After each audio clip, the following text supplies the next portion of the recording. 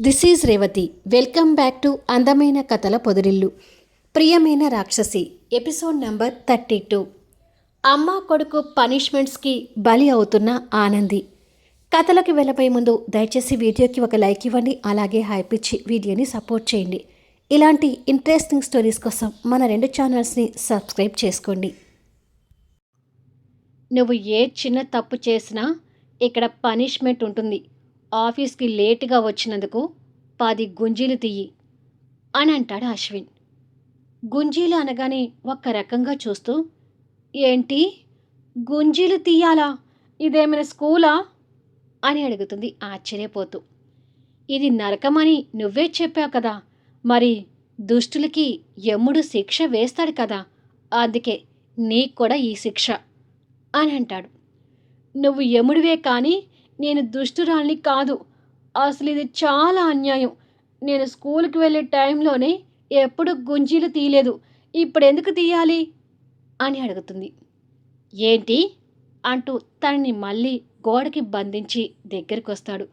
మళ్ళీ అంత దగ్గరగా చూస్తున్న అశ్విని చూసి భయపడుతూ, గుంజీలే కదా తీస్తాను, నాకు గుంజీలు తీయటం స్కూల్ దగ్గర నుంచి అలవాటే అని అంటుంది భయంతో నవ్వుతూ. సరే కానివ్వు అని అంటాడు దూరంగా జరిగి.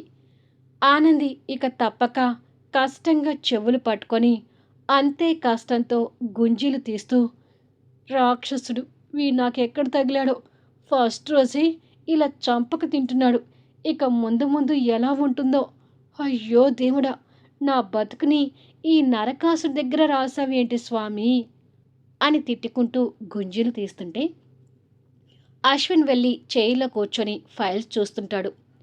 ఆనంది ఓ 5-6 గుంజీలు తీసేశాను అని అంటుంది. తీసేశానంటున్నావు, అసలు గుంజీలు కౌంట్ చేశావా అని అడుగుతాడు. చేయలేదు కానీ 10 అయ్యుంటాయి అని అంటుంది. అని నువ్వు అనుకోగానే సరిపోతుందా? మనసులో నన్ను తిట్టడం ఆపి ఈసారి లెక్క పెడుతూ 10 గుంజీలు తీ అని అంటాడు. ఏంటి మళ్ళీ మొదటి నుంచి తీయాలా అని అడుగుతుంది బెదిరిపోతూ. తప్పదు, తీయాల్సిందే అని అంటాడు.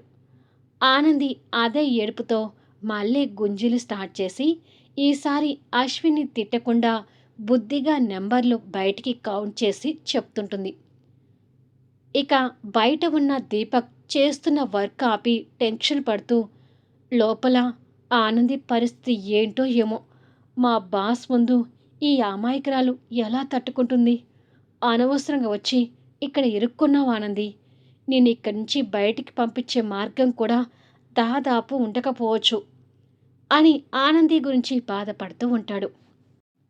అమర్ చైతన్య క్యాబిన్లో కూర్చొని, ఆనంది ఏ ఆఫీస్లో జాయిన్ అయిందో తెలుసుకోకుండా ఉండటం మంచిది కాదు చైతన్య, అసలు తను ఎక్కడ జాయిన్ అయిందో ముందు తెలుసుకునే ప్రయత్నం చెయ్యి అని అంటాడు. నేను అదే అనుకున్నాను మావయ్య, ఏదో చిన్న కంపెనీ అని చెప్పింది కానీ ఆ కంపెనీ పేరు చెప్పలేదు. సరేలే, నేను ఏదో విధంగా ఆనంది ఏ కంపెనీలో జాయిన్ అయిందో తెలుసుకుంటానులే మావయ్య అని అంటాడు చైతన్య. నీతో ఇంకొక ముఖ్యమైన విషయం కూడా చెప్పాలి చైతన్య అంటాడు అమర్. ఏంటి మావయ్య అది అని అడుగుతాడు. ఆనందికి ఎంత త్వరగా వీలైతే అంత త్వరగా పెళ్లి చేయాలని అనుకుంటున్నాను అని అంటాడు అమర్. అంత తొందరేంటి మావయ్య, ఈ మధ్యే కదా తనకి చదువు అయిపోయింది అని అంటాడు చైతన్య. హోమ్ మినిస్టర్ గురించి అమర్ కొంచెం భయంగానే ఆలోచిస్తూ, చదువు అయిపోయింది కాబట్టే తనకు పెళ్లి చేయాలనుకుంటున్నాను. నాకైతే ఎన్ని విధాలుగా ఆలోచించినా మన ఆనందికి దీపక్ అయితేనే కరెక్ట్ అనిపిస్తుంది. మరి నీ నిర్ణయం ఏంటి అని అడుగుతాడు. ఇందులో నా నిర్ణయం అంటూ కొత్తగా ఏముంది మావయ్య, దీపక్ ఎలాగో ఆనందిని ప్రేమిస్తున్నాడు, కాకపోతే వాడు ఇంకా ఈ విషయాన్ని ఆనందికి చెప్పలేదు. అయినా ఆనంది మన మాట ఎప్పటికీ కాదనదు. పైగా దీపక్ వాళ్ళ పేరెంట్స్ కూడా మన ఆనంది అంటే చాలా ఇష్టం మావయ్య.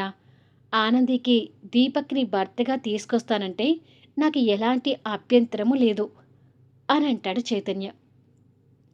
చైతన్య నిర్ణయానికి ఆమరు కూడా సంతోషపడుతూ, ఒక్క మాట ఈ విషయం అమ్మకి చెప్పి త్వరలోనే ఆనందిల పెళ్లి విషయం దీపక్ వాళ్ళ పేరెంట్స్తో మాట్లాడతానులే అని అంటాడు అమర్. సరే మావయ్య, మీ ఇష్టం. ఆనంది సంతోషంగా ఉంటమే మీకైనా నాకైనా కావాల్సింది. దీపక్తో తను ఖచ్చితంగా హ్యాపీగా ఉంటుంది, నాకు ఆ నమ్మకం ఉంది అని మాట్లాడుతూ ఉంటారు. ఇక్కడ ఆనంది గుంజీలకు అలసిపోయి, ఇంకా నా వల్ల కాదు, గుంజీలు తీయటం అయిపోయింది అని అంటుంది. ఇక నువ్వు ఏ చిన్న మిస్టేక్ చేసినా పనిష్మెంట్స్ ఇలాగే ఉంటాయి.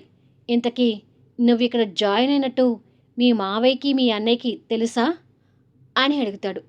అమ్మో, తెలీదు, ఈ విషయం సీక్రెట్గా ఉంచాలి అని అంటుంది కంగారు పడుతూ.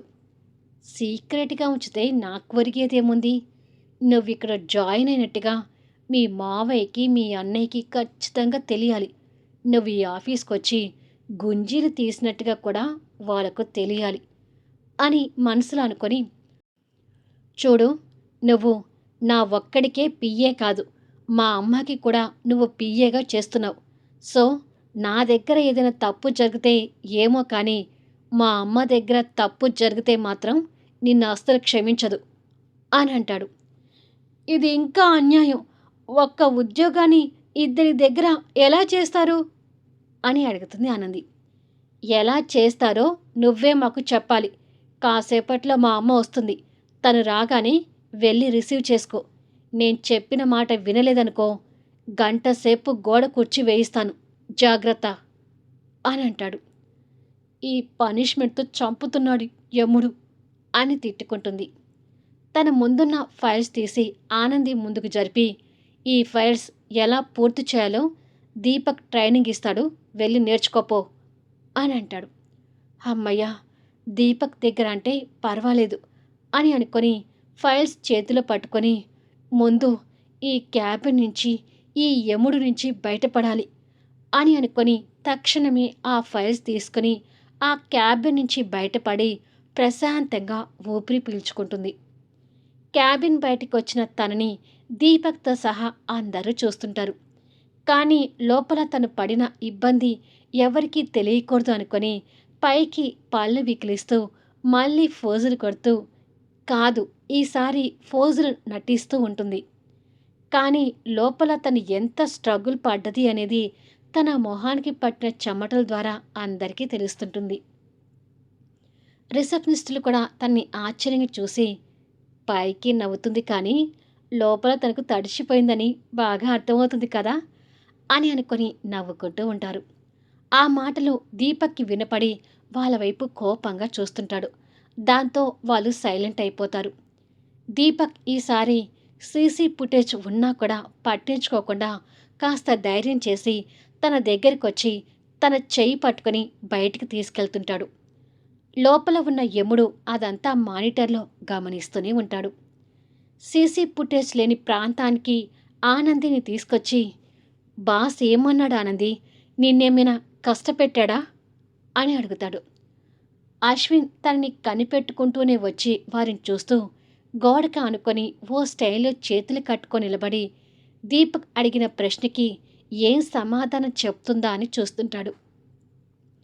కష్టపెట్టడం అని చిన్నగా అంటావేంటి, ఏకంగా గుంజీలే తీయించాడు అని ఏడ్చుకుంటూ చెప్పాలనుకుంది.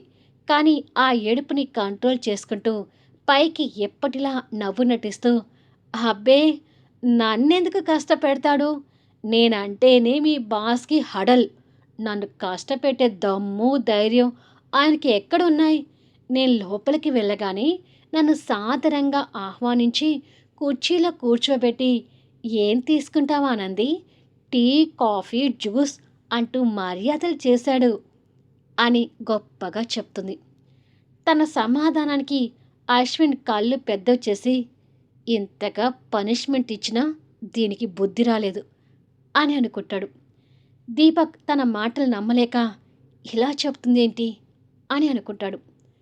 అశ్విన్ సార్ నాకు అంత మర్యాద చేస్తుంటే మనం మాత్రం బిల్డప్ ఇచ్చుకుంటూ, నాకు మీ మర్యాదలు అవసరం లేదు, ముందు వర్క్ ఉంటే ఇవ్వండి, చేసి పెడతాను అని డిమాండ్ చేశాను. నా డిమాండ్కి అతను భయపడిపోయి, సరే మేడం అని చెప్పి ఆ ఫైల్స్ని చేతిలో పెట్టి దీపక్ దగ్గరికి వెళ్ళి ట్రైనింగ్ తీసుకోండి మేడం అని వినయంగా చేతులు కట్టుకొని మరీ చెప్పాడు దీపక్ అంటూ మళ్ళీ ఫోజులు కొడుతుంటుంది. ఏంటి? మా బాస్ నీకు మర్యాద చేశాడా? అబద్ధం చెప్పినా నమ్మేటట్టుగా ఉండాలి ఆనంది అని అంటాడు దీపక్. అయ్యో, నేను చెప్పేది నిజం దీపక్. నన్ను చూస్తేనే ఆ బాస్ భయంతో అల్లాడిపోతున్నాడు. ఇది పోయడమే తక్కువ అని చిటికెన వేలు పెట్టి చూపించి నవ్వుతూ ఏమరపాటుతో పక్కకు తిరుగుతుంది. దాంతో అక్కడ అశ్విని చూసి భయంతో షాక్ అవుతుంది. తన షాకింగ్ ఫేస్కి దీపక్ కూడా ఆశ్చర్యపోతూ అట్టుగా చూస్తాడు. అశ్విని చూసి దీపక్ కూడా కాస్త భయపడుతూ ఉంటాడు. ఇక ఆనంది మాత్రం తన చిటికెన వేలు అలాగే ఉంచి చలనం లేకుండా ఉండిపోతుంది. అశ్విన్ వాళ్ళ దగ్గరికి వచ్చి దీపక్ వైపు ఒక షార్ప్ లుక్ ఇస్తాడు. అంటే దీపక్ని వెళ్ళిపోమ్మని అర్థం. కానీ దీపక్ ఆనంది కోసం కాస్త ధైర్యం చేసి, ఒక్క నిమిషం నన్ను మాట్లాడనివ్వండి సార్, తను చాలా అమాయకురాలు, ప్లీజ్ తనని బాధ పెట్టకండి అని అంటాడు. కానీ మన ఆనందికి అమాయకురాలు అంటే కాలుతుంది కదా. ఆ చిటికెన వేలు తీసేసి ఆ విషయం గురించి మర్చిపోయి, ఏ దీపక్, నేను అమాయకురాలేంటి, నేను చాలా పెద్ద తెలివైన దానిని అంటూ గాలి పీల్చి గొప్పగా చెప్తుంది. దాంతో అశ్విన్ ఇంకాస్త షార్ప్గా దీపక్ వైపు చూస్తాడు. ఆ చూపుకి దీపక్ భయపడుతూ, నువ్వు కాస్త ఆగు ఆనంది అంటాడు కాస్త కోపంగా. నన్ను అమాయకురాలు అంటే నేను ఆగను, నేను చాలా పెద్ద తెలివైన దాన్నని చెప్పు అంటూ గొడవ చేస్తుంటుంది. అయ్యో ఆనంది, నిన్ను సేవ్ చేయడానికి నేను ఏదో చెప్తుంటే నువ్వు ఇంకా ఇరుక్కొని పోతున్నావు అని అనుకుంటాడు దీపక్. మీరు దీపక్ మాటలు పట్టించుకోకండి సార్, నేను నిజంగానే చాలా పెద్ద తెలివైన దానిని అంటూ గొప్పలు పోతుంటుంది. అశ్విన్ సూటిగా ఆనంది వైపు చూస్తూ, నువ్వు వెళ్ళిపో దీపక్ అని అంటాడు. సార్ ప్లీజ్ అంటూ దీపక్ రిక్వెస్ట్ చేయబోతుంటాడు. నిన్ను వెళ్ళిపోమ్మని చెప్పానా అని అంటాడు సీరియస్గా. అలా సీరియస్ అయ్యేసరికి ఇక దీపక్ ఏమీ మాట్లాడలేక ఆనందిని బాధగా చూస్తూ అక్కడి నుంచి వెళ్ళిపోతాడు. అశ్విన్ షర్ట్ హ్యాండ్స్ ఫోల్డ్ చేసుకుంటూ తనకు దగ్గరగా వస్తుంటాడు. అలా షర్ట్ హ్యాండ్స్ ఫోల్డ్ చేసుకోవడం చూసి ఈ తెలివైన ఆనంది మళ్ళీ ఎప్పటిలా భయపడుతూ వెనక్కి వెళ్తూ ఉంటుంది. ఏంటి, నేను నీకు మర్యాదలు చేశానా? నిన్ను చూస్తే నేను హడలిపోతున్నానా? నిన్ను కష్టపెట్టే దమ్ము ధైర్యం నాకు లేవా? నేను అది పోసుకోవటమే తక్కువ అంటూ తన ముందుకు వస్తుంటే ఆనంది భయపడుతూ వెనక్కి వెళ్ళి గోడకి నక్కి, దీపక్ నా ఫ్రెండ్ సార్, ఏదో నా ఫ్రెండ్ ముందు కాస్త బిల్డప్ ఇస్తే మంచిదని అలా చెప్పాను అని అంటుంది. నీ బిల్డప్ కోసం ఒక ఎంప్లాయ్ ముందు నా పరువు తీస్తావా అంటూ తన్ని గోడకి బంధించి చేతులు అడ్డు పెడతాడు. అంత దగ్గరగా యమ్ముణ్ణి చూడగానే మళ్ళీ ఆనందికి పై ప్రాణాలు పైనే పోతూ గుండె వేగం పెరుగుతూ తన యథ సంపద అదురుతూ ఉంటుంది. అశ్విన్ అట్టుగా చూసి ఇబ్బందిగా తల తిప్పుకొని పక్కకు జరుగుతాడు.